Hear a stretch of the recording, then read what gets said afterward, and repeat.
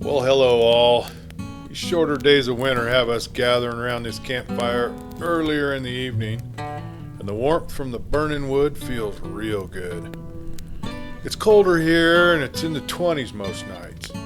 Makes you glad to have that mug of something to warm your insides, and has you looking for someone to snuggle close to for warmth on the outside. Companionship is important in life, and even those of us that spend a lot of time alone need to be around others occasionally. We are social animals, as are most of God's creatures. And that's why I want to talk about our friend Liz the Ranger. She's busied herself with the training program for the new hirees, remember that? She spends most hours at work with those 3 new Rangers.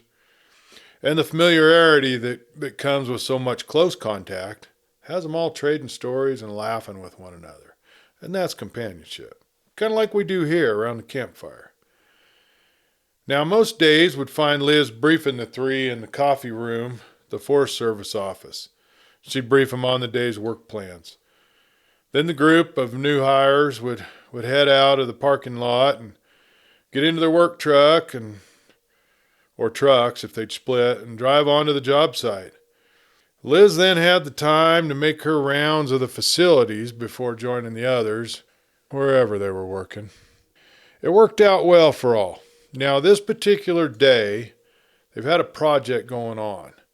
The Rangers have been on the site of a new bathroom and visitor kiosk, also included a paved parking lot. Though these 3 new Rangers and Liz, they were all here when any real work was going on, they were more in a supervisory and observational role.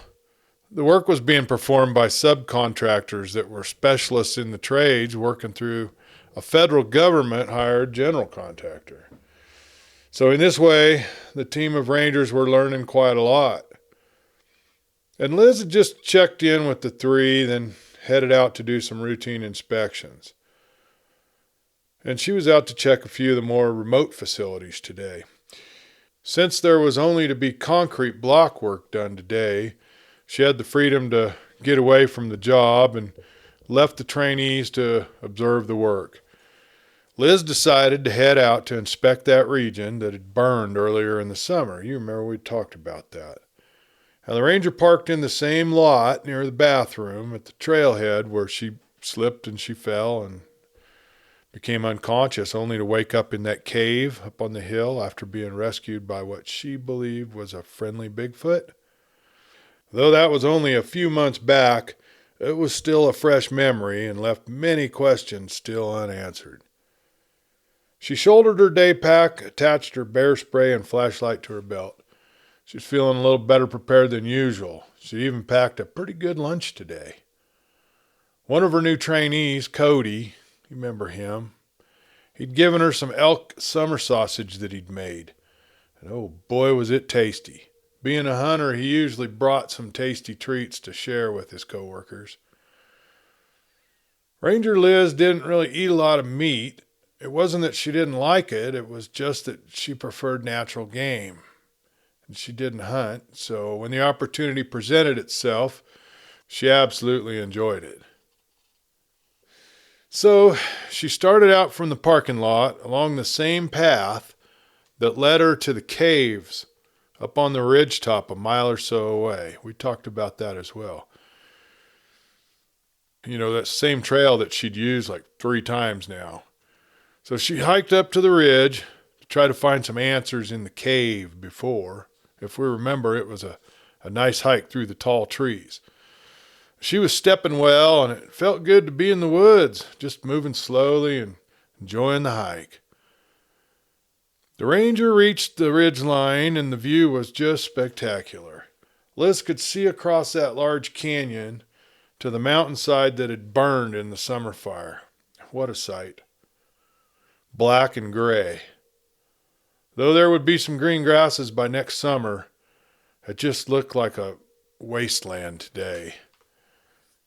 Well, our Ranger Liz, she worked her way along the bouldery ridge until she found herself the large outcropping of rocks where the cave she remembered was. Now, this is where she'd woken up after falling and hitting her head, hard enough to go unconscious. Although it had been a couple months, the memories of that event hadn't fully returned. You see, she had a minor concussion, and that had fogged her thoughts for quite some time. I believe some of us carry those injuries for the rest of our lives. Our memories and our thought processes are sometimes forever altered. Does anyone have any thoughts on that? I know I do. I got my head conked pretty good not too many years ago, and boy, it changed me a bit. Kind of a strange deal. In Liz's case, she had found that she became more introspective, seemingly more aware of the things and the people she crossed paths with. See, that was maybe why Liz valued these moments where she could be alone. Alone in the woods even more. She cautiously approached the cave, not knowing what she expected to find, and, mildly disappointed when she found it empty, just as she had last seen it. She sat down on a flat rock in the cave and swung the day pack from her shoulders, figuring this would be a good time to have a drink of water and a snack. With a handful of trail mix and a cup of water, she rested. Not sure how long it had been, she realized that she'd been daydreaming for quite a while. Since she wanted to hike farther out the ridge in order to get a better view of the burn area, she loaded up her pack and she set out.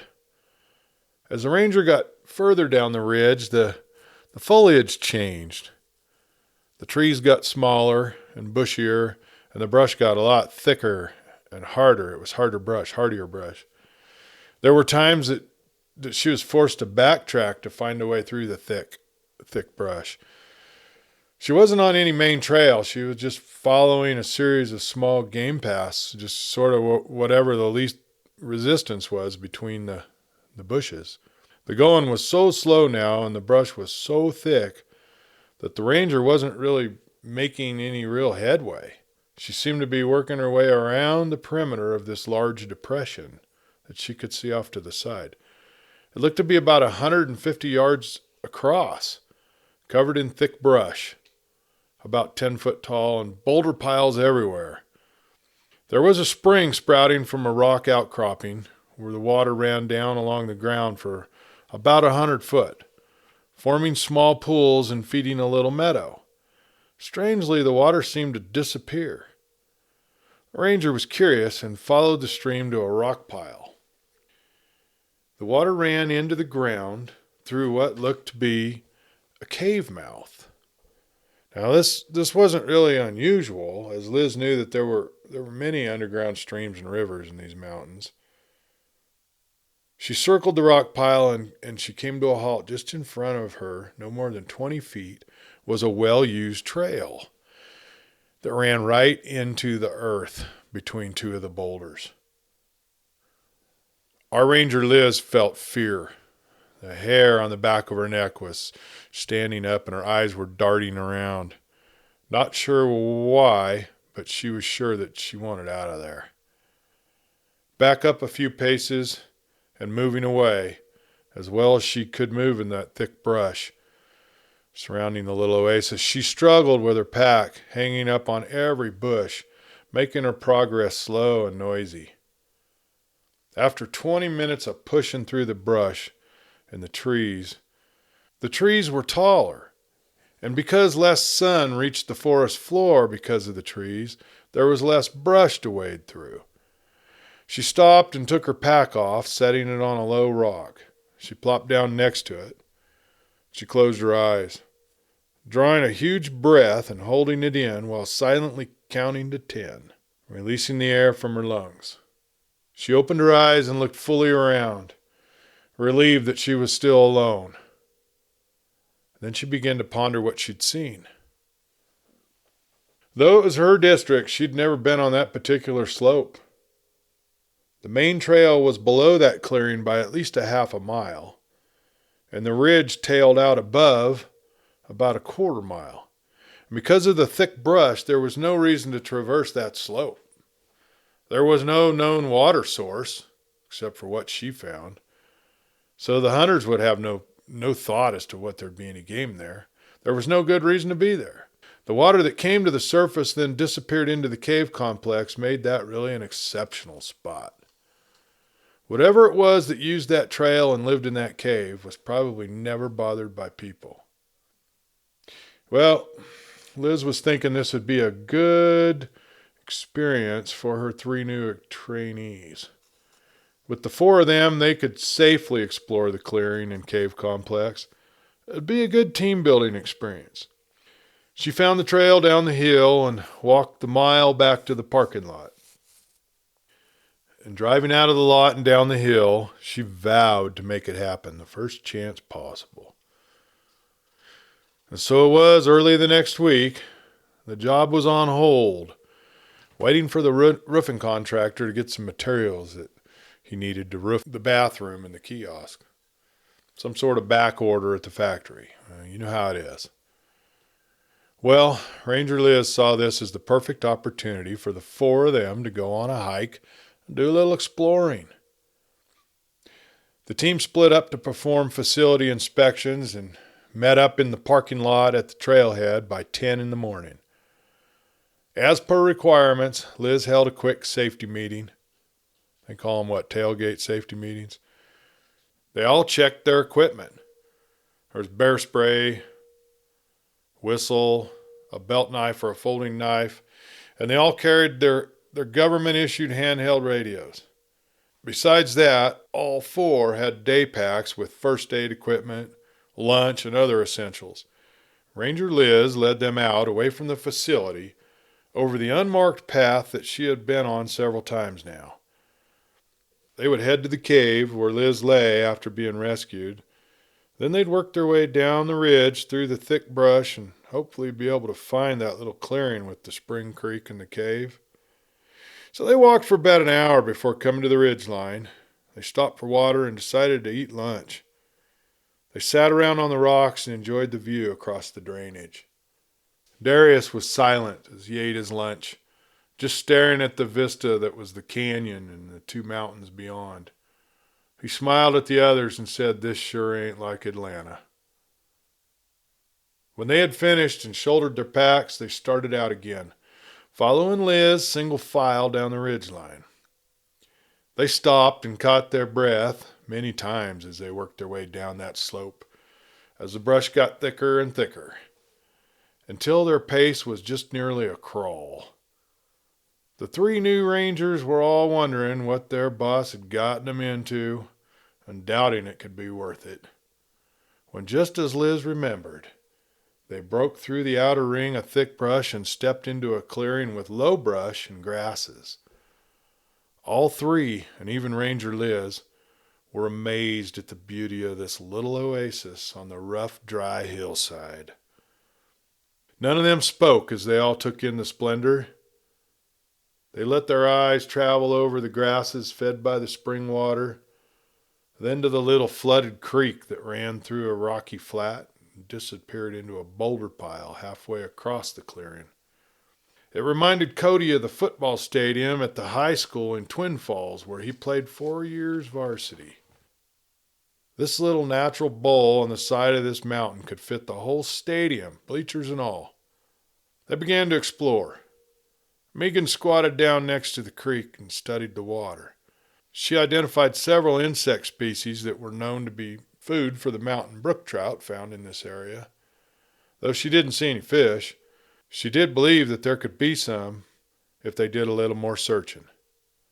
The team worked their way up to the boulder pile, and then they worked their way around it, of course, and eventually they came to the opening between the boulders, and they were all curious as to the size and extent of the cave. The Rangers had a little conference and agreed to go in single file.